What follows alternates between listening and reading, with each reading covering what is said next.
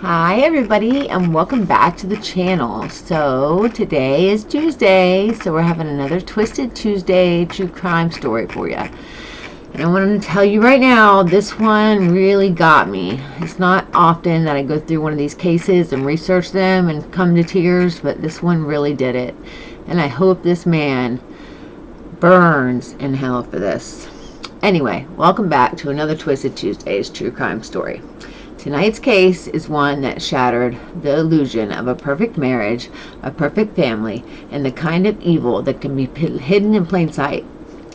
This isn't the story of strangers. It's the story of a woman who dedicated her life to her children and her husband, and also her unborn baby that would never take his first breath.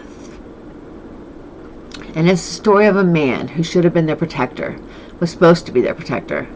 And he was a husband and a father, but instead became their killer.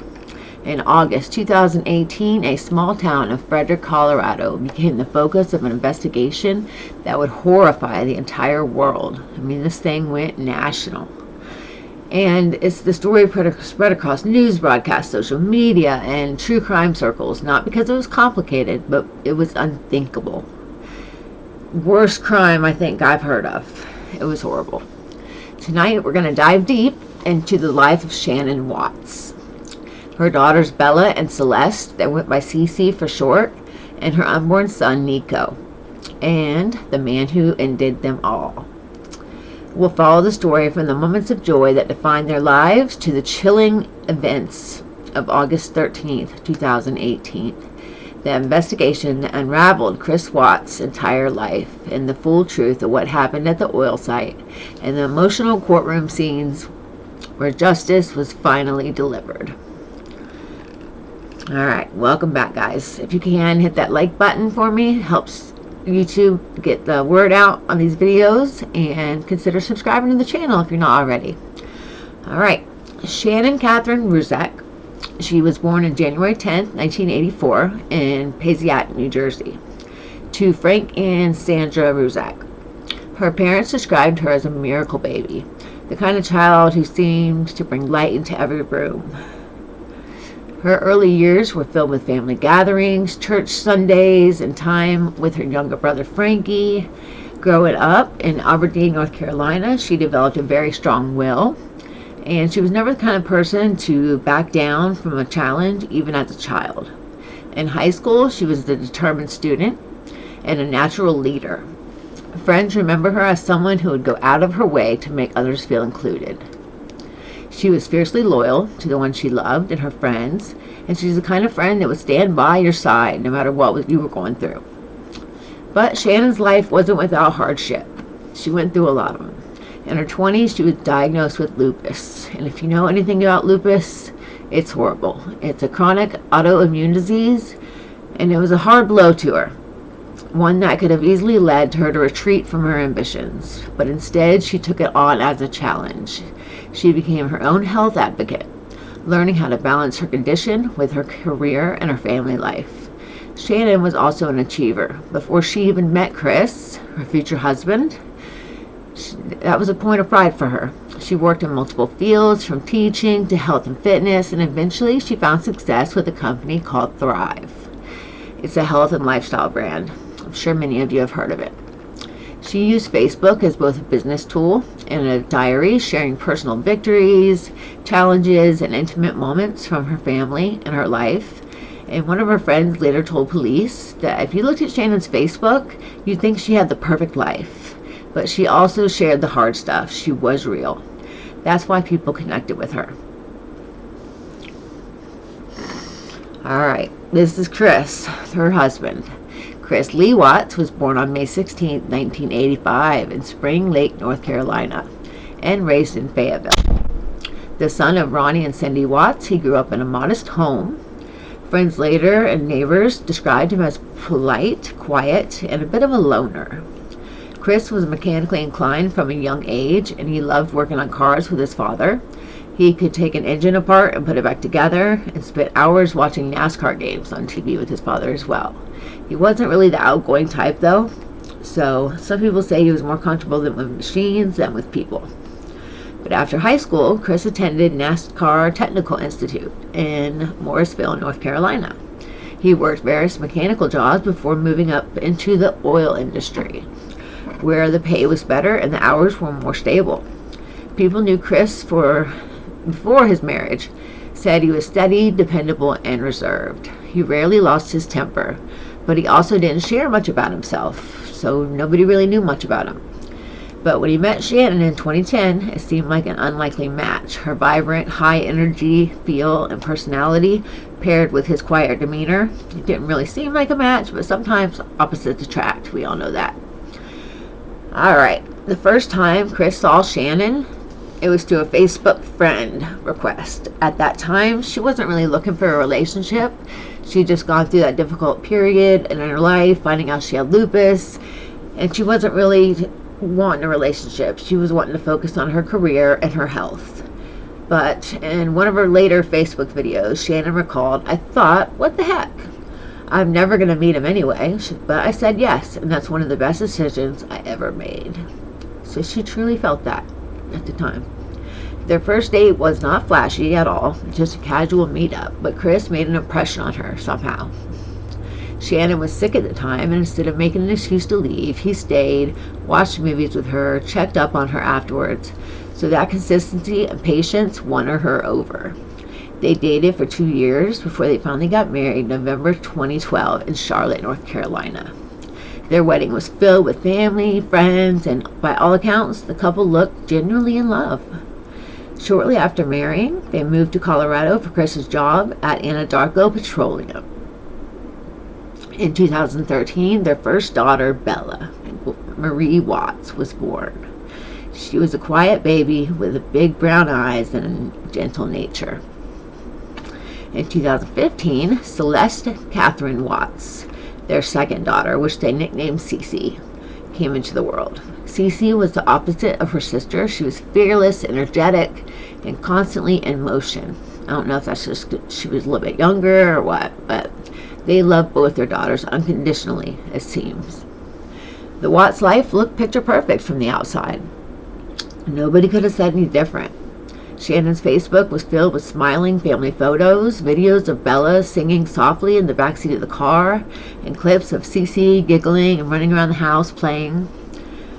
But when the Watts family settled into Frederick, Colorado, it felt like a fresh start. A small town, quiet neighborhood, and it had a beautiful view of the Rocky Mountains. They thought it was going to be a place where they could raise their children and build a life.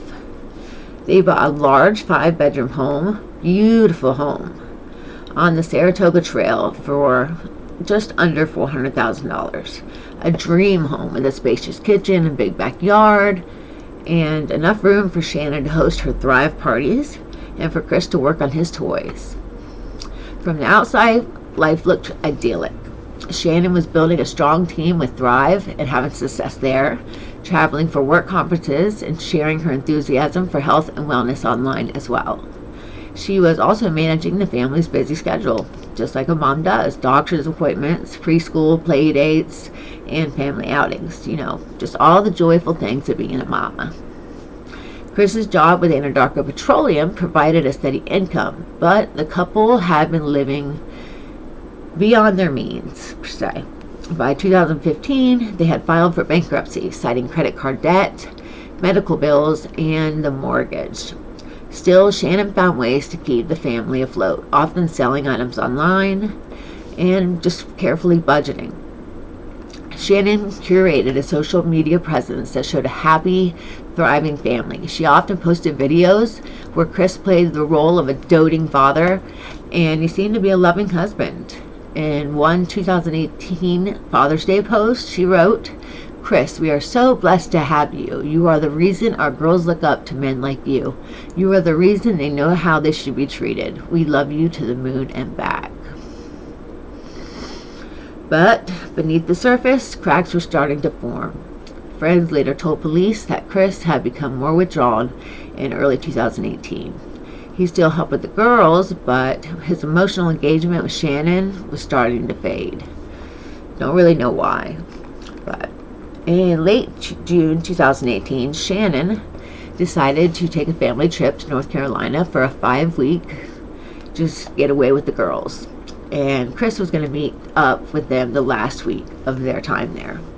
But this trip became a turning point in several ways, because while in North Carolina, Shanann visited her in-laws, and Cindy Watts, Chris's mother, gave the girls some ice cream with nuts in it, and Celeste had severe nut allergies. So once Shanann had discovered that, she confronted Cindy about it and told her it was unsafe and irresponsible. And the argument, later dubbed the nut incident, escalated into a full-blown family rift. Cindy felt Shanann was overreacting. Shanann felt that her in-laws didn't respect her parenting, so they didn't visit with Chris's parents anymore while they were there. Chris's father, Ronnie, tried to mediate, but tensions stayed high. When Chris arrived in North Carolina, Shanann noticed that he seemed cold and distant. He avoided physical affection and kept his phone close, which was really unusual for him. He was normally pretty open with Shanann. In a text to her friend Addie on June 31st that year, Shanann wrote, "I'm trying to figure him out. He's changed so much. I don't know if it's me or if there's someone else. I just feel like I'm not good enough anymore." That's a sad feeling for someone to have. And unfortunately, Shannon's instincts were right. In early July 2018, Chris began a romantic relationship with a co-worker named Nicole Kessinger. They met at Anadarko's office while he was working, and it started just talking casually at first. But soon their conversations turned flirtatious and began to develop more between them. Nicole later told investigators that Chris presented himself as a father going through a divorce, and the separation was mutual.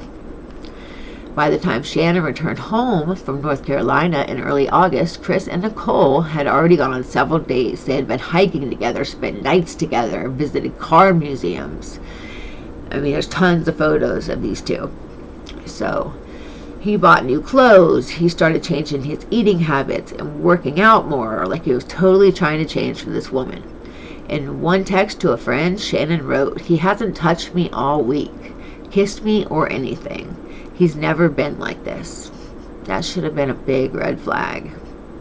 But maybe she wanted to fix the relationship. I don't know. On August 8th, just days before her death, Shanann confided to another friend, "He's not in love with me anymore.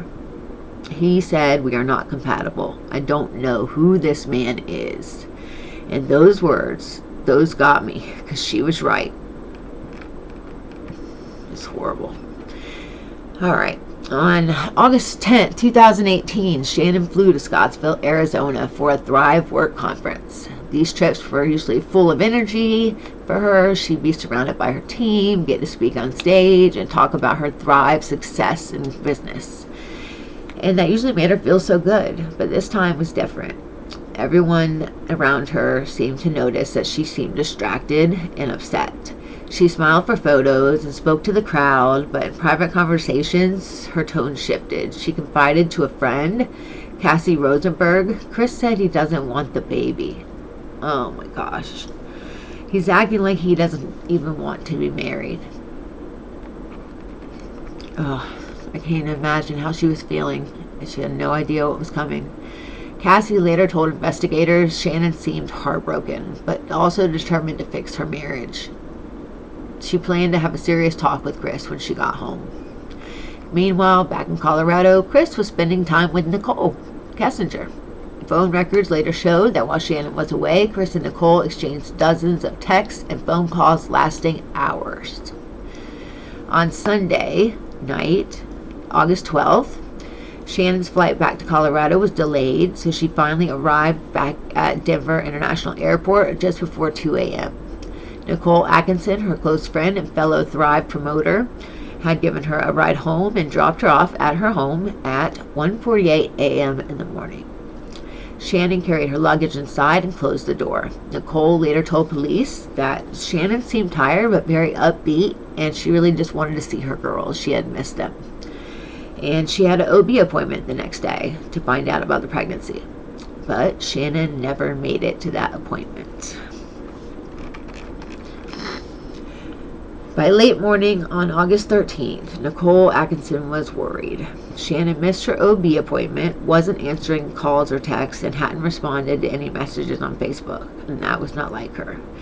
So Nicole drove over to the Watts house, and around noon, she saw Shannon's car still there in the garage with the girls' car seats inside. That was a bad sign. She rang the doorbell. No answer. She called Chris, who claimed Shanann was out with the girls at a friend's house. Nicole didn't buy it. She was sitting right there looking at her car with the girls' car seats. At 1:40 p.m., Nicole called the Frederick Police Department to ask for a welfare check. Officer Scott Kuhn arrived and knocked on the front door. When there was no answer, he called Chris, urging him to come home. Body cam footage from the afternoon later showed Chris arriving looking nervous and fidgety. He let them inside, claiming he had no idea where Shanann and the girls were. In Shannon's purse, Nicole spotted her phone, which she never went anywhere without. Something she never left behind. Also inside were her keys and wallet. Chris insisted she might have left on foot, but that theory made no sense. How could she live on foot with two little girls? So police brought Chris in for questioning the next day, and he appeared on local news stations pleading for his wife and daughter's return. He actually stood on the porch of his house, the very house where he killed them, and told reporters, Bella, Celeste, Shanann, if you're out there, just come back. If someone has them, please bring them back. This house is not complete without anybody here. Oh, poor Chris. To the public, it looked like a tearful plea at the time. But to investigators, something felt off. On August 15th, the Colorado Bureau of Investigation asked Chris to take a polygraph. Even before the test began, Agent Tammy Lee reminded him, you know, you can't fail if you're telling the truth. Chris nodded, but his results showed deception. When confronted, he asked to speak to his father, Ronnie, privately in the interview room. Chris confessed to killing Shanann, but claimed it was only after Shanann had smothered their two girls, and that's why he did it. It was a lie designed to make him look less monstrous than he already looked. Alright, here's where the part of the story where the truth comes out. The Anadarko oil site sat miles from anywhere. This is his work. A lonely patch of industrial land surrounded just by barren fields. So basically out in the middle of nowhere, nada. Nothing was out there. The air was heavy with the horrible scent of crude oil, and the faint hum of machinery was the only sound for miles. So there was absolutely no possibility for if anybody was to scream out there, they would not be heard. But Chris Watts knew this place well. He worked the fields, he checked the oil tanks, he drove these dirt roads countless times. It was remote, unmonitored, and perfect, at least in his mind, for what he wanted to do. In the early hours of August 13th, after killing Shanann at their home, in their bedroom, he placed her body into the back of his work truck and then woke the girls up from their sleep, still in their pajamas, and took them and put them in their car seats. They didn't know that their mom was in the trunk of the car, or in the back of the car. He bundled Bella and Celeste into the cab, still alive, still in their pajamas, as I said, unharmed, but they were very confused and frightened. Didn't know what they were doing, getting woke up in the middle of the night, I'm sure. But they had no idea that this ride with Daddy would be their last. The drive was over 45 minutes. Investigators later reconstructed it using GPS data, noting how quiet it must have been inside the cab. Bella, at just 4 years old, she was old enough to sense something was wrong, but didn't know what. Celeste, she was only 3. She may not have understood, but she clung to her blanket like she was scared. The drive had taken over 45 minutes, though. When they arrived, the sun was just beginning to rise over the plains. Chris parked near the oil tanks. Stepping out of his pickup truck, he pulled Shannon's lifeless body out in front of the girls and proceeded to dig a shallow grave in the dry, packed dirt. It was hard work, too. It wasn't just dirt. It was packed down dirt, not soft soil. So he actually had to dig and put some muscle into it. So it actually took some time, and the whole time the girls are watching. The girls sat inside the truck. At some point, Bella asked a question that would later haunt every investigator and every person that's heard about this case. She said, "Daddy, what are you doing to Mommy?" Heartbreaking. Chris didn't answer. He finished the grave, rolled Shannon's body right into it, and started covering it with dirt. He was running out of time. Sun was coming up. So then, after that, what happened next is almost unbearable to recount, but it is the truth, and the truth matters. Chris took Celeste first. He carried her to one of the massive oil tanks, climbed the metal stairs, opened the hatch, and forced her small body through an opening about 8 inches wide. The fall inside was long, dark, and absolutely terrifying. Then he returned for Bella. She must have known what was coming. She had seen what happened to her little sister. Bella's last words to her father was, "Daddy, no. Please, Daddy, no." She fought him. Investigators later noted the injuries on her body were consistent with defensive wounds, but Chris overpowered her, carrying her up the same set of stairs and forcing her into the second tank of oil. When it was done, Chris closed the hatches, locked them, walked back to his truck, and drove away. He went to work that day as if nothing ever happened. Now, I have never in my life heard of a bigger monster, POS, ever. I mean, there's times where kids are killed all the time, but by their father, by someone they're supposed to trust, over an affair, over another woman. It's just a horrible story. The site would remain undisturbed for 2 days until investigators following up GPS trail from Chris's work truck arrived. They found Shannon's grave first. The loose dirt standing out against the hard-packed ground was pretty noticeable. The tanks, towering and silent, though, held the secrets that Chris tried to hide. Recovering Bella and Celeste was difficult and dangerous. The oil inside was toxic, and the openings were very small. I told you, like 8 inches or so. By the recovery team's work, they did work tirelessly, and they treated the girls with dignity that Chris had denied them. What a lowlife POS. By November 2018, the case against Chris Watts was airtight. Prosecutors had everything they needed.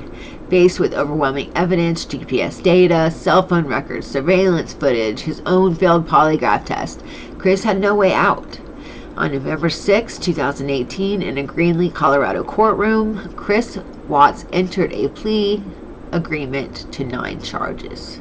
So instead of going through the trial and being made to look like the monster he was and letting everybody know, he just pled out. 5 counts of first-degree murder, 2 of them for each child under different legal theories, 1 count of unlawful termination of a pregnancy, 3 counts of tampering with the deceased human body. It was the part of the plea deal to avoid the death penalty. So he didn't deserve to die, he didn't think. I'm sorry. But that decision was made after consulting with Shannon's family. I cannot imagine how incredibly hard that would be for that decision to be made by them. But they did want to know what happened exactly, and he's the only one that had the information, so I guess they had no way. They were backed into a corner. If they wanted to hear the last words of their grandchildren, if they wanted to hear what really happened, then they had to give them this plea deal. But that day, the courtroom was silent except for the shuffle of papers and the steady voice of the judge. The fluorescent lights cast a gold glow over the proceedings, though.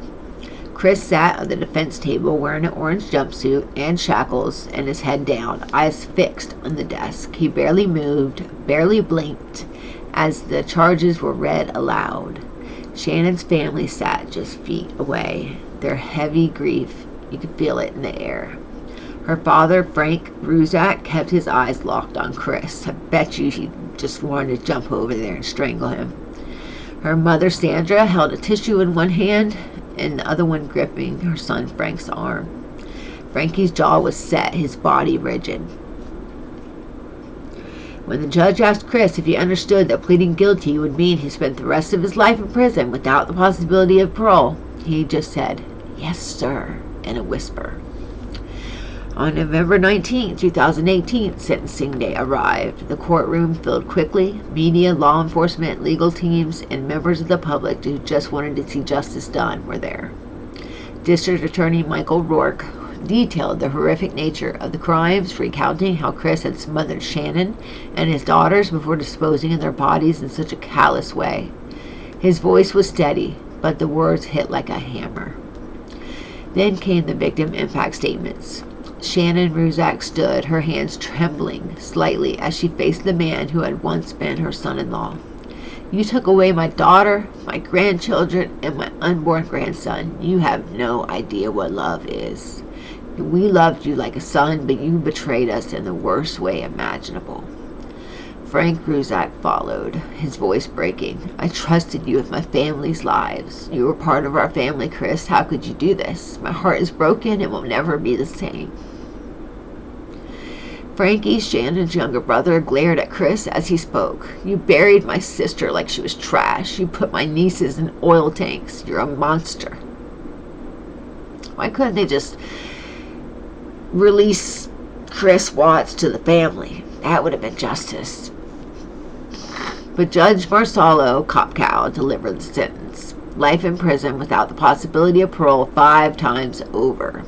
Plus 48 years for unlawful termination of a pregnancy, plus 36 years for 3 counts of tampering with bodies. The sentences would be served consecutively. As the judge read the final words, a strange stillness settled over the courtroom. There was no outburst, no applause, only the sound of quiet weeping from Shannon's family. Chris was led away in shackles, never looking at the family, and his expression never changed. I wonder if he even regretted it. I mean, no sorry, no nothing. It's just... Anyway, in the weeks that followed, the case continued to make headlines. The plea deal meant that there would be no trial, no jury, nobody to hear open details in court.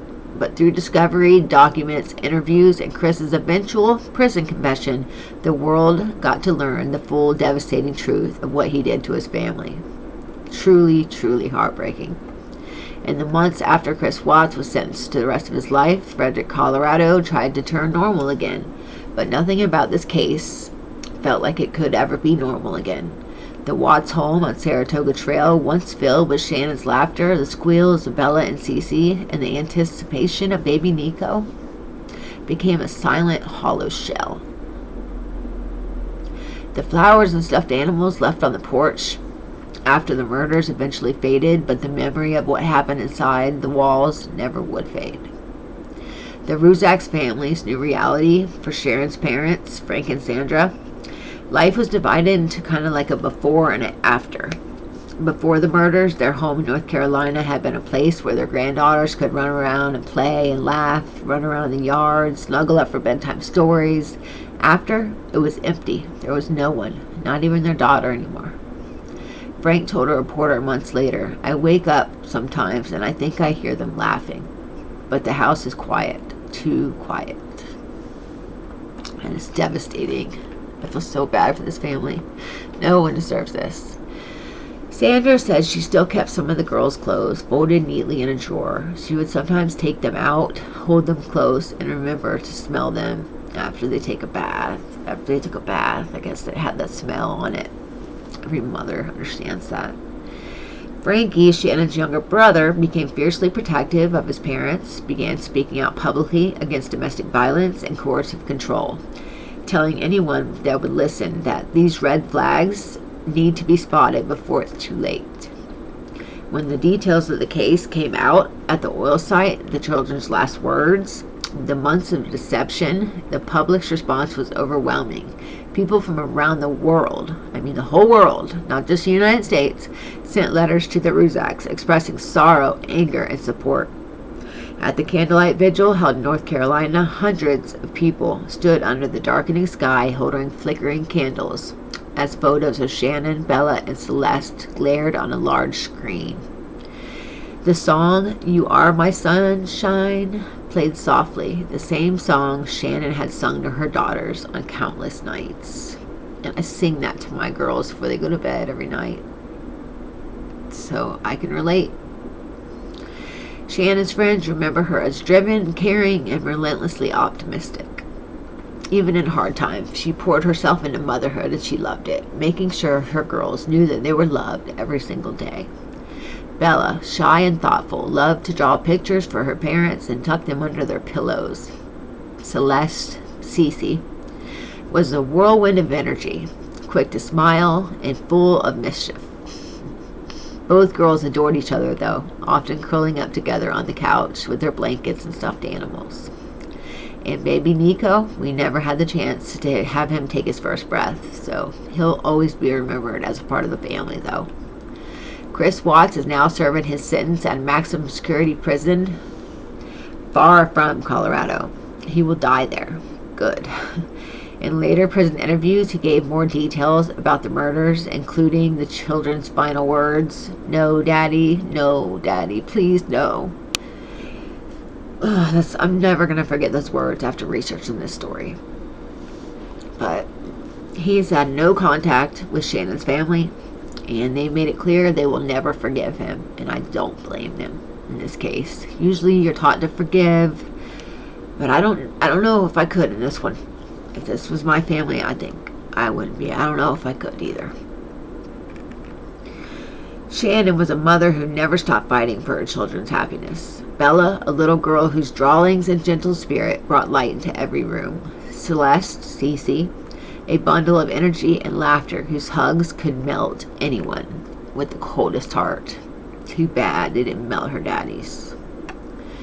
Nico, a baby boy loved before he was ever born. May they rest together forever, free from the harm that found them. And to those watching, if you or someone you know feels unsafe in a relationship, if there are signs of control, isolation, fear, physical, anything like that, please reach out for help before it's too late. These tragedies can be prevented, but only if we speak up. Thank you for joining me on another Twisted Tuesday's True Crime Stories. This one was heavy, and it's hard not to feel personally connected to Shanann and her children after hearing their story. If you're new here, I hope you'll subscribe so you never miss a case like this. For those of you that are new, I hope you will keep watching. But we don't just tell these stories to remember the victims, but to learn from him, to see the warning signs, and to honor their lives. We will always remember Shanann, Bella, Celeste, Cece, and Nico. May they always rest in peace together. Alright guys, that's it. I'll see you in the next one, next Tuesday. I'm sorry this one was really, really messed up, but I just thought I had to tell it. Every time I went over and edited the story, I cried every time. I can't imagine a father just shoving his young daughters, down a long oil pipe. That man, he deserves the death penalty. He deserves worse.